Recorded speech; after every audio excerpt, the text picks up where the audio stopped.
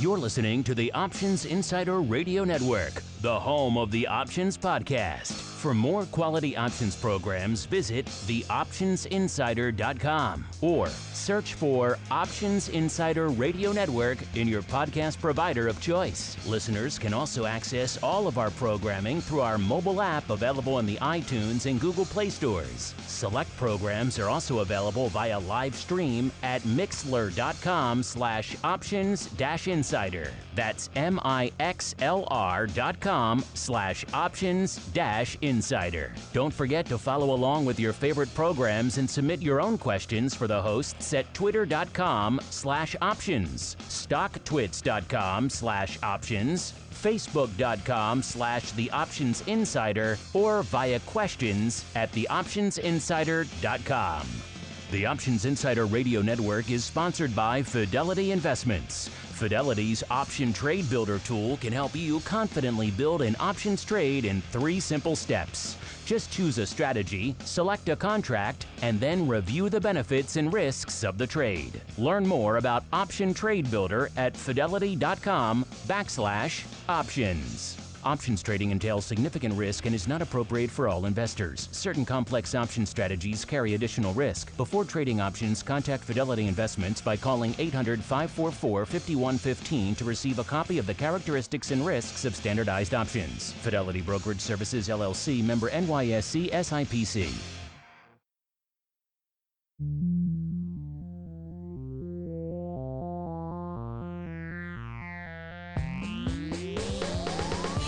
Join us now for the expert source for inside information on the options markets. It's time for Options Insider Radio with your host, Mark Longo.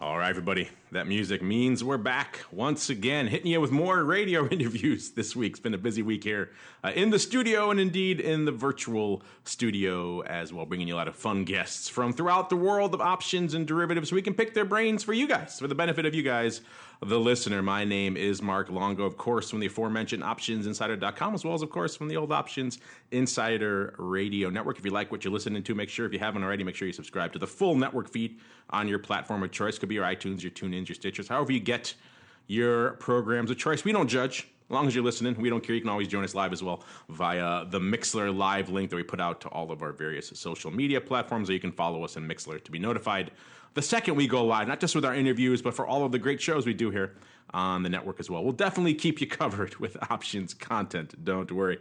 And my next guest here on the old Options Insider Radio program is a newcomer to the show and indeed to the network. He is Soumya Basu. He is the CTO over there at bloXroute. Soumya, welcome to the Options Insider Radio program. Yeah, thank you for having me. And Soumya, as we are wont to do with all of our first-timers here on the show, why don't you go ahead and give our audience a little bit of an overview of your background in the technology space, as well as what it is you guys do over there at bloXroute. Yeah, sure. So I'm a grad student at Cornell University. My background in tech and blockchain is mainly in the research, like researching different things about blockchains and cryptocurrencies. Mostly, it's at the infrastructure layer. So think like the network that brings you the blocks and transactions, as well as looking at new consensus protocols. Like alternatives to proof of work, proof of stake, and so on. And that's where most of my background comes in. At bloXroute, we're really doing something that I feel quite passionate about, which is looking at the infrastructure. So in these in the cryptocurrency space, there's lots of people who are working on sort of the higher layers of the stack. So so there's new alternatives to proof of work. There's new dApps coming out, and all of these things going on. But no one's really looking at the question of how do we transmit these transactions and this data all around the world really, really, really fast. And that's sort of our bread and butter at bloXroute, we have a lot of expertise in solving exactly this problem. So that's kind of, I think, the 30-second pitch on what bloXroute does. Well done. Cornell, my old stomping grounds up there, even though I got lured to the dark side of finance. Even though I did spend some time in the computer labs up there, a little more antiquated back in my day than I hope they are now. We were still messing around with Pascal back then. I think they've hopefully upgraded since then. Yes, they definitely have. Well, one of the reasons we wanted to get you on here, Soumya, and talk about what you guys are doing is obviously our focus is on the financial vertical in particular. We like all things crypto derivatives. The intersection of those two subsets is where kind of our focus lies.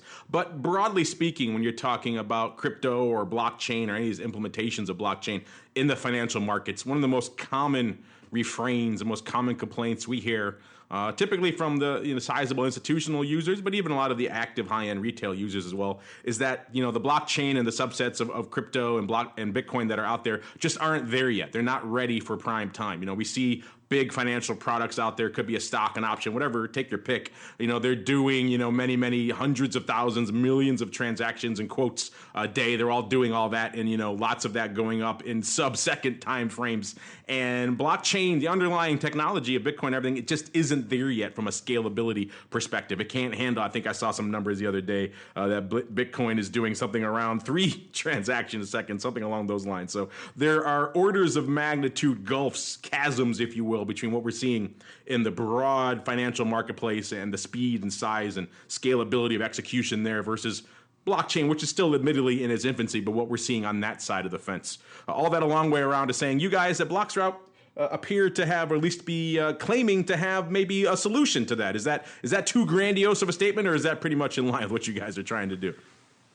Oh, that's pretty much in line. So our solution is, so if you look at what we do, 3,000 transactions per second is not actually all that much in terms of data. If you think about what YouTube does, what Akamai does, what Google does, or Amazon, right? Like these companies ship around much more data than just 3,000 transactions per second to even the whole Bitcoin network or the whole Ethereum network. So it's like we're not really talking about doing something that's sort of that's super drastic. It's just, I think no one's really looked at the network layer and thought about, all right, if we want to design a high-performance network, a high-performance substrate for all of these blockchains, what would that look like? And scalability in closing that gap between a Visa, which I think on average does 2,000 transactions per second and can peak up to 56.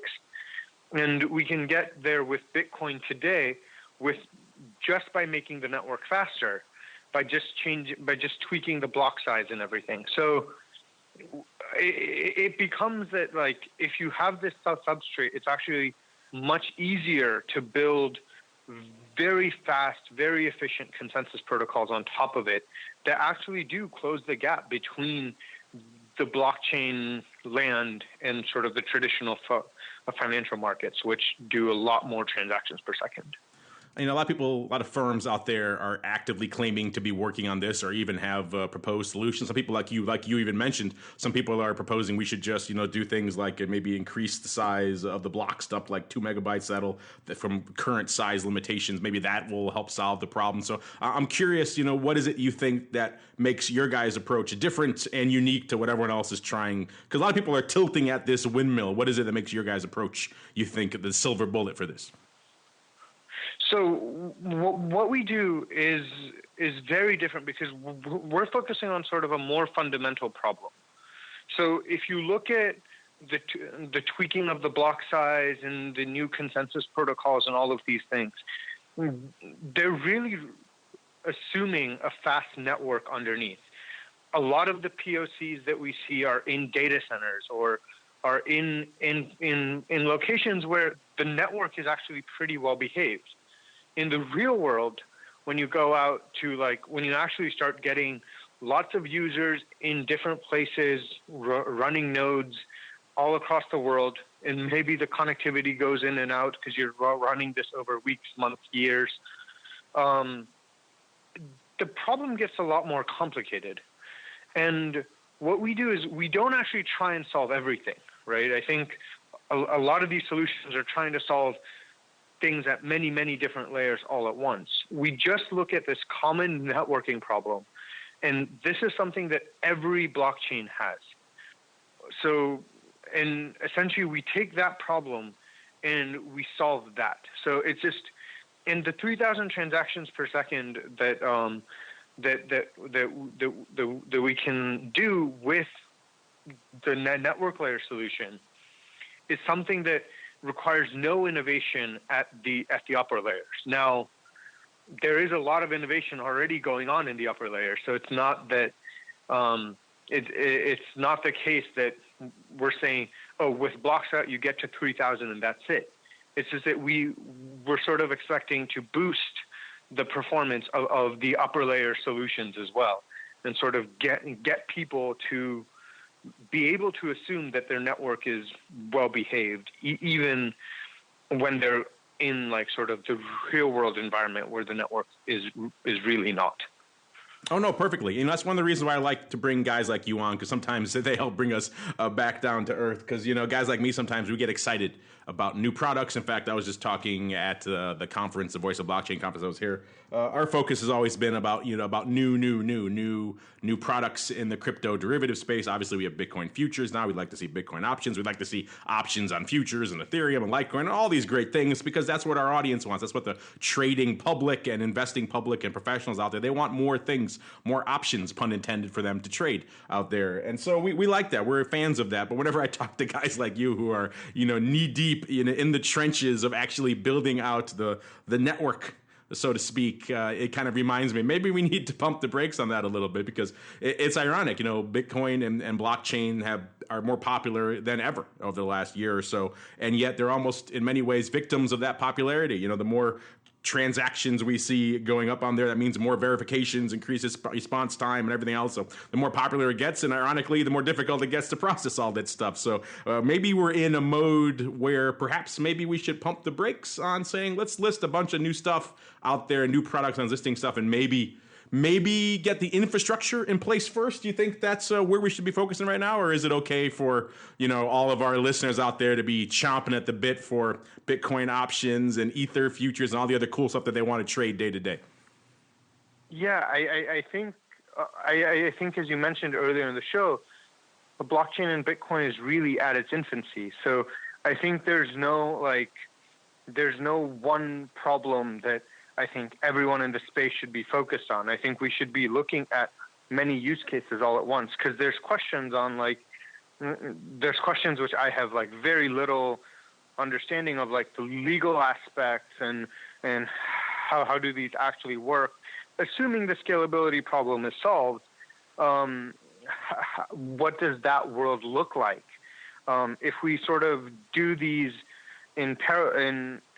sequentially, where like we first, like where like the entire community sits down and solves the scalability problem, and then we do the next thing, and then we do the next thing, that's just going to stretch out like adoption and actually getting usage much later. I think working on these concurrently is completely fine, and I think it actually is motivating to see, like, hey, look, people have this cool idea or that cool idea, and by solving the scalability problem here at bloXroute, we enable that to happen. And I think it's motivating. I think there's like this cross-pollination, cross-motivational thing going on, where whenever I'm working on something with bloXroute, it's always just like, oh, like I can't wait to see what this enables. And people who are working on it actively, I think, are definitely part of that.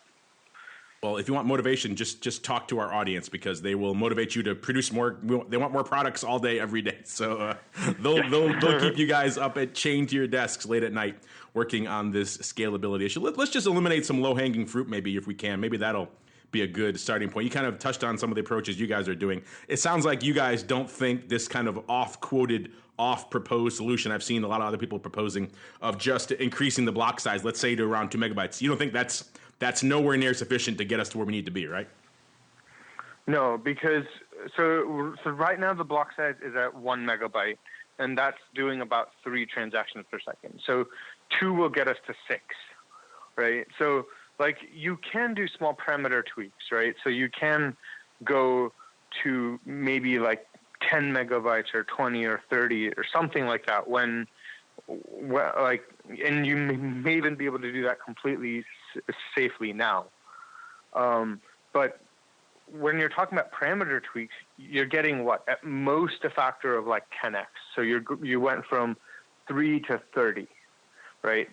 That's not really prime time, right? We're talking really about we need to get to 1,000 or 2,000 or 3,000, and like we really need to sort of have Visa as sort of the minimum bar that we need to meet.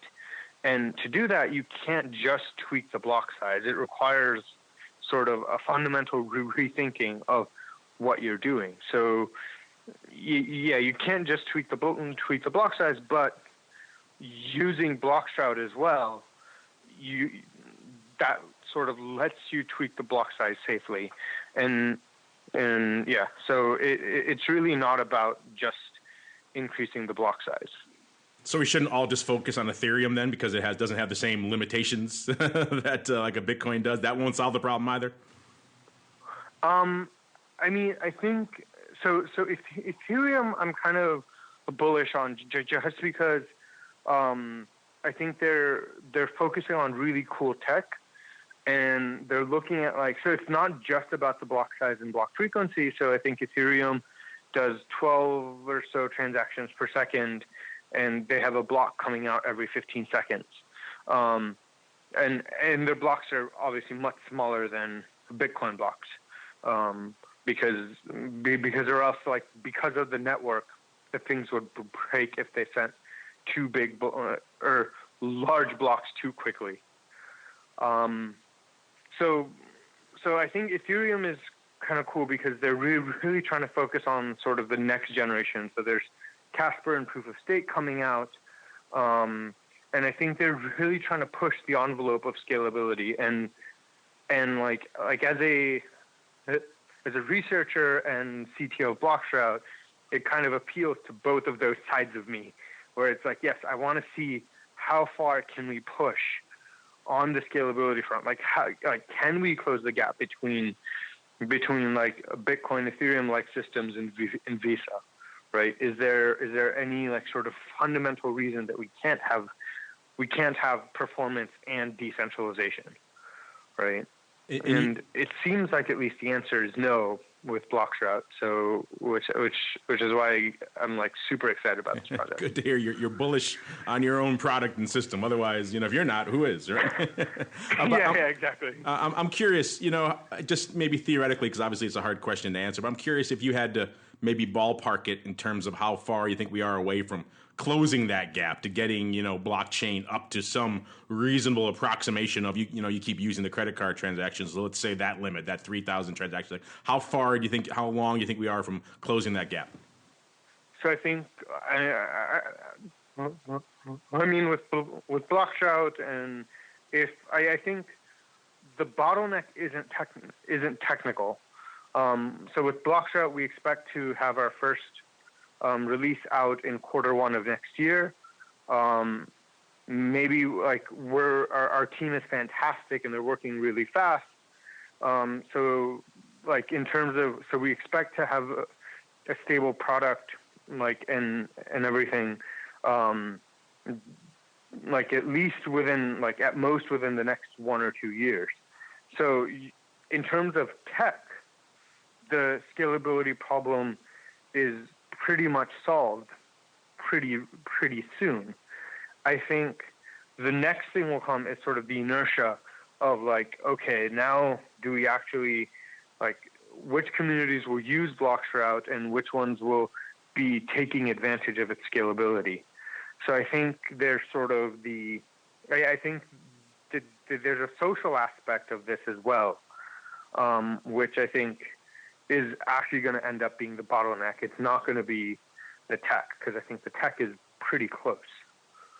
So interesting. The social side is where we have to make the improvements, not the tech side. That's interesting. It's interesting to me, and this might be a difficult question for you to answer, because I think I'm not sure if I know the answer to it myself, and that is that it's fascinating to watch the trajectory of blockchain and of course Bitcoin and all these things. They started obviously as this effectively crypto pseudo-anarchist movement in the tech world years ago, and now they have kind of migrated, particularly from our perspective, the trading side of it. Much of that has really migrated here to Chicago. There was this latent trading and risk management infrastructure that was kind of sitting fallow after a lot of the trading floors here were winding down and trading operations were nowhere near as robust as they used to be a decade or two ago. So there was an ecosystem here that was already pre-built. There was already a lot of expertise, particularly in the derivatives risk management world, just sitting here kind of waiting for the next big thing. And crypto just fit into this little, it was a round peg, round hole,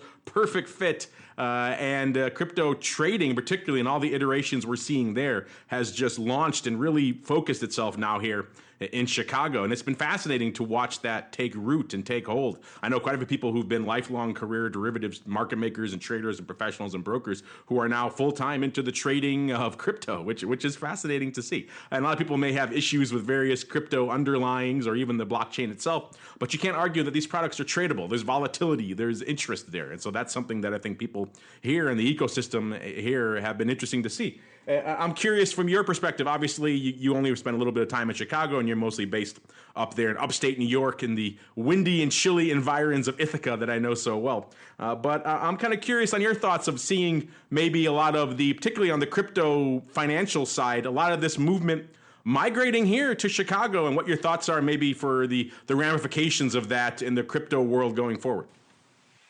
I think a huge part of the trading activity, to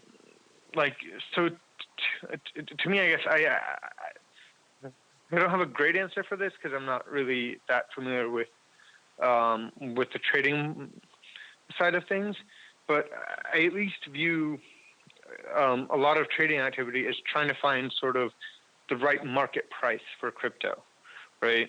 So I think I think there's some great people who are doing thinking on this and who are obviously doing it both in practice and in theory, and looking at sort of what is the price of a Bitcoin, what is the price of one Ether, and I think answering those questions are good. And I think another thing that an established infrastructure I think would bring to the table is there's a lot of manipulation that's going on in the crypto markets, right? We see things like pump and dump schemes and wash trading and so on. And I think having sort of the established, having sort of the experts and established people move into the space more and more, I think a lot of those things will sort of get washed away and get washed out, either through regulation or through people just not participating in trading activity that they can see is illegal. Yeah, it's going to be fascinating to watch because we kind of have these merging of the mindsets now. Like I mentioned, it started off primarily tech focused, and that was the focus on it with this kind of libertarian anarchist bent to it. But now it's become, indoctrinated, and it's encountering that mindset is encountering this trading risk management, predominantly Chicago mindset here. And so seeing how these two mindsets that are very different in many ways interact or perhaps clash, and what comes as a result of that, because that is what the future of blockchain and indeed crypto is going to look like. It's some hodgepodge, some hybrid of these two mindsets. So watching these two very different worlds come together. What's the old Steinfeld line? Two worlds clashing, coming together. The old George Costanza line. There is something to that there, which I think is kind of fascinating to watch. And we're clearly still in the very early innings of that, but it's already starting to take root, and it's interesting to see. I think it'll be interesting to watch going forward as well. Yeah, I think one thing at least that I've seen on the technical side, and at least the little bit of the trading side that I've been exposed to, this seems to hold true, which is that a lot more of sort of the established knowledge base that we already have, applies to crypto than not. So it's more like figuring out what tweaks you need to make to sort of stock trading, for example, to adapt it to crypto trading. But I don't think crypto trading, for example, is starting from square one. It's just trying to adapt these pieces of information. And this actually, I think, ties down to what bloXroute does pretty well, which is we have this huge networking base, and we know how to transfer data throughout the world very, very quickly, right? This has been something that's been worked on for the last 30, 40 years. But you have this sort of, you need to add this provable neutrality part to bloXroute in order to sort of adapt it to the crypto space. So it's not just, you can't just take the old knowledge and sort of wholesale apply it to crypto. But I think a lot more of it applies if you just sort of think very carefully about how do you adapt the old knowledge base to this new environment. Well, Soumya, I'm glad we can get you on. We kind of covered a lot of ground there over the course of the last half an hour or so. You kind of mentioned, what you're expecting from a time frame. But that said, in our conversation, if there's something we didn't get a chance to discuss, you want to add in now, or perhaps you want to leave our audience with a little bit of a hint, a little bit of a tease of what they can expect from you guys in the coming months from bloXroute. Now is the time, sir. The floor is yours. I think what you should expect and what I'm most excited about is seeing this thing come to life. So you should expect things like a proof of concept results and ideally a deployment on a real network. We're hoping to launch I believe, on either Bitcoin or Ethereum, depending on how things go. But I think these are things that you should be looking forward to. And for me as a systems builder, that's super exciting, seeing this thing come to life and become like a real thing. And if people want to follow along with your progress and stay abreast of what's going on with bloXroute, where should they go? What should they do? Yeah. So the things that you should do are follow us on Twitter at bloXroute Labs. We also have a Telegram channel and a Reddit, and the subreddit as well. So I think following us on social media, our announcements will all be posted on Twitter first. So make sure you follow that. Gotta love Reddit. Gotta love how the infrastructure of the internet is still an old school chat room forum like it was, 15 years ago. Some things never change out there in the world of the internet. As cutting edge as everything we're talking about here is, still got to go post it on an old school forum. That's pretty funny. Well, Soumya, I'm glad we can get you on. I'm looking forward very much to seeing how this tech impacts the marketplace in the coming months, and we'll keep an eye on all things going on at bloXroute going forward. All right, thank you. And thank you very much for having me. This was a lot of fun. Well, thanks for coming on, and we're looking forward to more conversations on not just crypto, but all things options and derivatives coming from us soon here on the Old Options Insider Radio Network.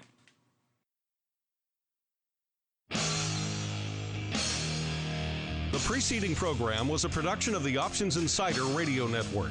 For more quality options programs, visit www.theoptionsinsider.com or search for Options Insider Radio Network in your podcast provider of choice. Listeners can also access all of our programming through our mobile app, available in iTunes and on Google Play. Don't forget to follow along with your favorite programs and submit your own questions for the hosts at twitter.com/options, facebook.com/The Options Insider, or via questions at theoptionsinsider.com.